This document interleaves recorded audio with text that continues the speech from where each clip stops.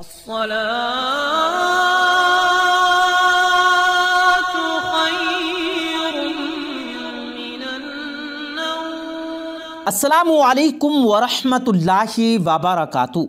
प्यारे दोस्तों, आज हम आपको एक कब्र का वाकया सुनाने वाले हैं जिसे सुनकर आपके रोंगटे खड़े हो जाएंगे।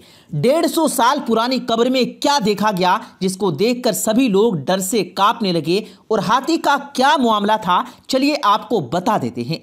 लेकिन दोस्तों, इससे पहले कि वीडियो में मजीद आगे बढ़ा जाए, आपसे गुजारिश है कि अगर आपने वीडियो को लाइक नहीं किया तो वीडियो को लाइक करें, चैनल को सब्सक्राइब नहीं किया है तो चैनल को भी जरूर सब्सक्राइब करें ताकि मजीद अपलोड होने वाली वीडियोस का नोटिफिकेशन आप तक बर वक्त पहुंचता रहे। प्यारे दोस्तों, बयान करने वाले रावी कहते हैं कि एक बार का जिक्र है, एक मस्जिद में सब लोग नमाज अदा कर रहे थे। नमाज से फारिग होने के बाद इमाम साहब ने दुआ फरमाई। दुआ के बाद इमाम साहब तमाम लोगों से कहने लगे कि हजरात, आज यहाँ पर एक हजरत तशरीफ लाए हैं। वो कोई इमाम नहीं, कोई वाइज नहीं, यानी कोई बयान देने वाले नहीं हैं, लेकिन अपनी ज़िंदगी का एक सच्चा वाकया सुनाना चाहते हैं। मैं आपसे गुजारिश करूंगा कि थोड़ा सा वक्त निकाल कर उनकी बात सुन लीजिएगा। इमाम साहब के लहजे में कुछ ऐसा असर था कि लोग अपनी जगह से नहीं उठे। सब लोग उस शख्स की बात सुनने को तैयार हो गए जो इमाम साहब की जगह पर आकर खड़े हो गए थे।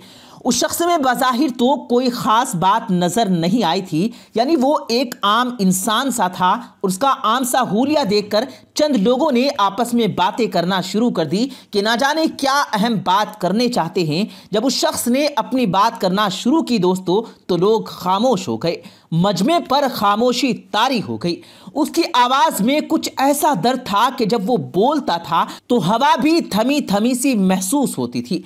कुछ देर में सबको एहसास हो गया था कि ना तो वो कोई इंसान था और ना ही उसका वाकया मामूली था। वो कहने लगा, साथियों, जो वाकया मैं आपको सुनाने जा रहा हूँ वो कोई मन घड़त किस्सा नहीं, यानी मैं अपनी तरफ से कोई वाकया नहीं सुनाने जा रहा। ये कोई फर्जी किस्सा नहीं, बल्कि मुझ पर बीतने वाला वो सच्चा वाकया है जिसे 10 साल हो गए हैं, और मैं इस वाकये को जहां मौका मिलता है वहां दोहरा देता हूं, इसलिए कि शायद किसी के दिल में मेरी बात उतर जाए।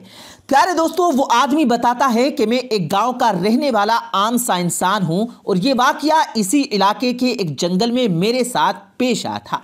मैं गांव वालों की भेड़ बकरियां चराता था, यानी कि चरवाहा था मैं। एक दिन मैं जानवर लेकर जंगल में गया। वो बहुत घना जंगल था जहां पर बेतहाशा दरख्त मौजूद थे, और मेरे और जानवरों के लिए वहां पर बहुत ज्यादा घास थी, इसलिए मैं उसी जंगल में जाता था।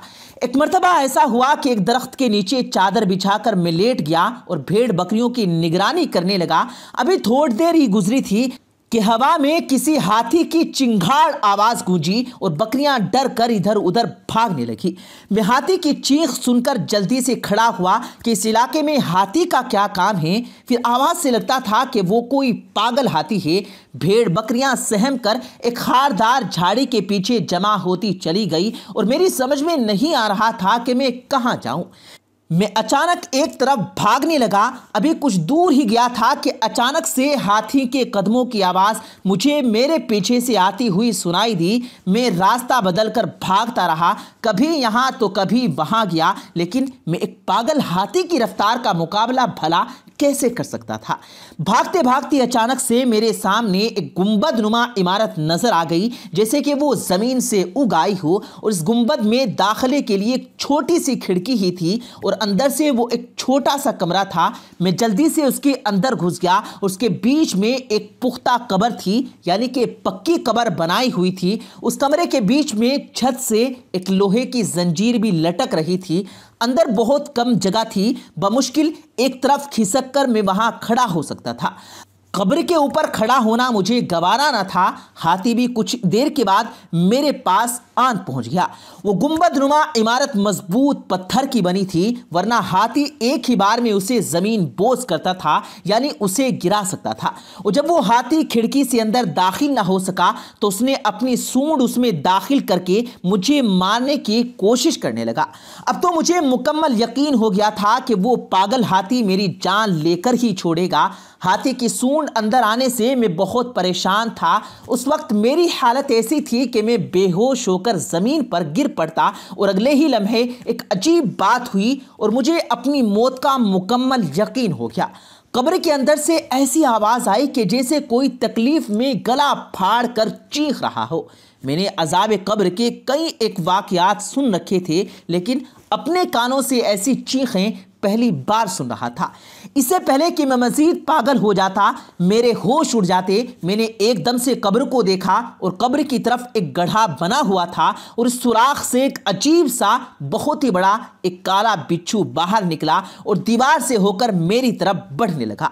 जैसे ही बिच्छू कब्र से निकला, उस कब्र में मौजूद इंसान की चीखें रोक दी गई। कोई दूसरा इंसान मेरी उस वक्त की कैफियत का अंदाज़ा नहीं लगा सकता था कि मेरी हालत इस वक्त कैसी थी।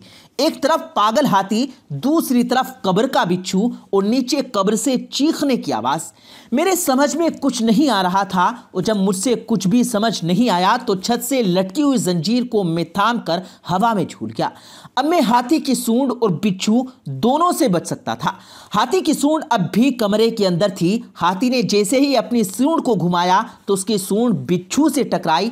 मालूम नहीं बिच्छू का क्या बना, लेकिन अगले ही लम्हे वो हाथी बेदम होकर जमीन पर गिर पड़ा।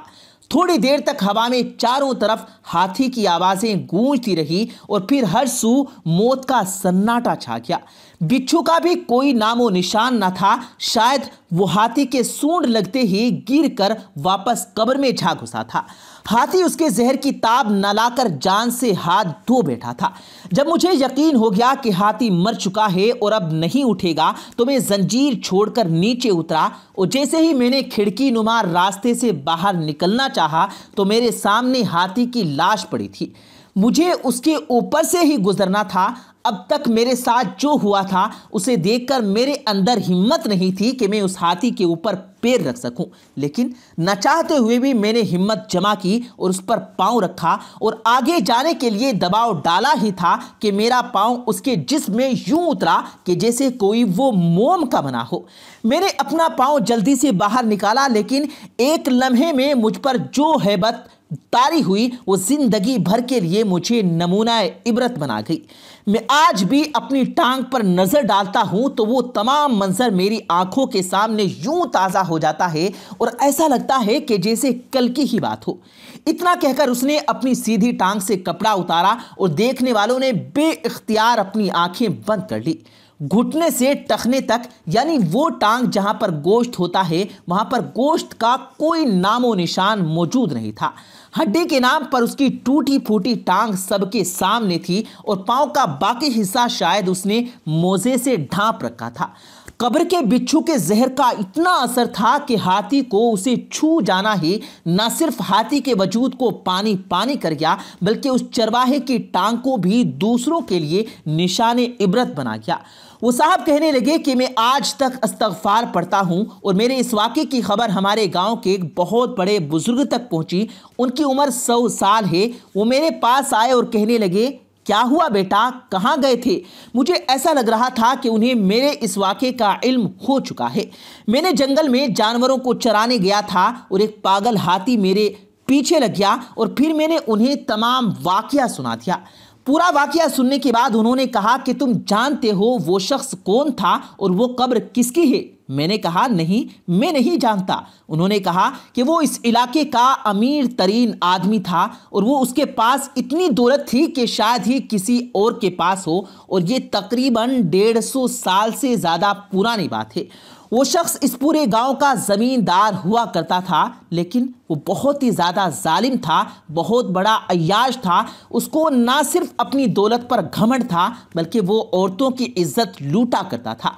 और एक दिन उसने एक पाक दामन औरत से जिना किया, और यही नहीं बल्कि पूरे गांव के सामने उसने उस नेक औरत को बेइज्जत किया और कहा कि ये फाहिशा है और ये मेरे पास आई है कि मैं इसके साथ गलत काम करूं। उस औरत का मामला तो प्यारे दोस्तों अल्लाह तबारक व तआला ही बेहतर जानता था, लेकिन जब वो आदमी मरा जो आज तुम देख रहे हो, 150 साल का अरसा हो गया, लेकिन न जाने वो अजाब उस शख्स से कब जाएगा।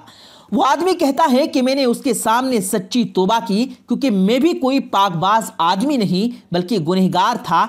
उसके बाद से लेकर आज तक मैं मस्जिदों में जहां भी जाता हूं तो लोगों के सामने ये वाकया बयान करता हूं ताकि लोग इबरत हासिल कर सके।